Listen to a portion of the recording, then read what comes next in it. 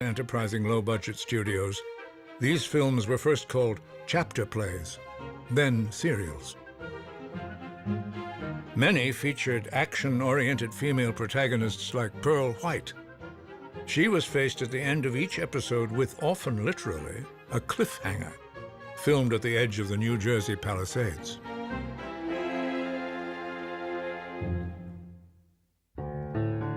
Like serialized magazine stories and novels before them, cliffhangers encouraged moviegoers to come back for next week's new installment, a major goal of profit-minded picture makers.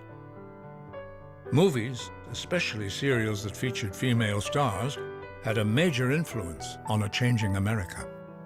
In terms of changing women's lives, movies and automobiles, the advent of being able to control your locomotion, your movement, and the vote, they all happened together in about 10 years, the vote coming last in 1920.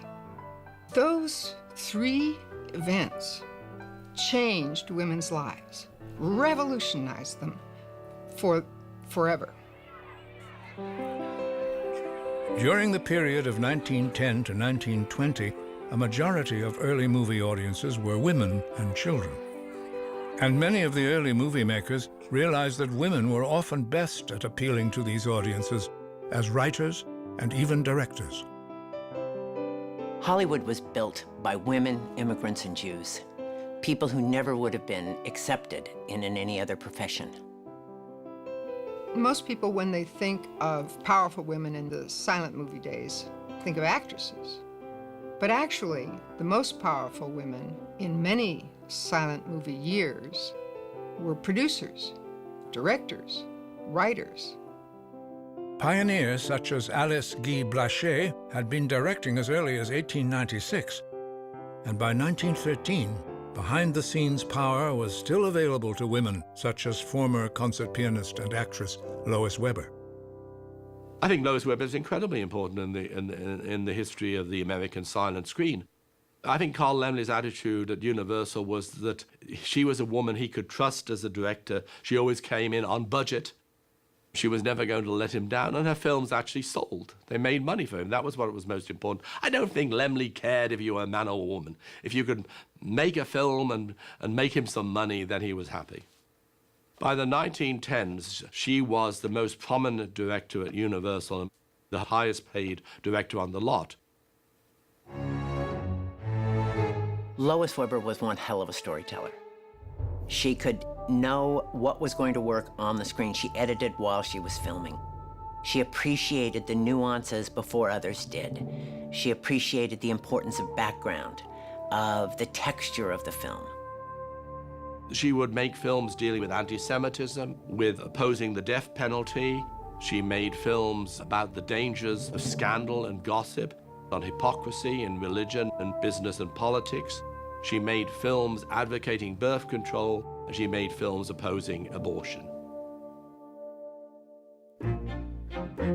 Another female movie pioneer was Frances Marion. She had been an artist and model before turning to the movies in 1914. For the next 25 years, Marion was one of Hollywood's most successful screenwriters. Frances joined as a writer because Lois Weber, the director, realized that she was starting to get letters from people complaining that the actors had no script to follow. So they were just talking about last night's date, and people in the audiences could read lips.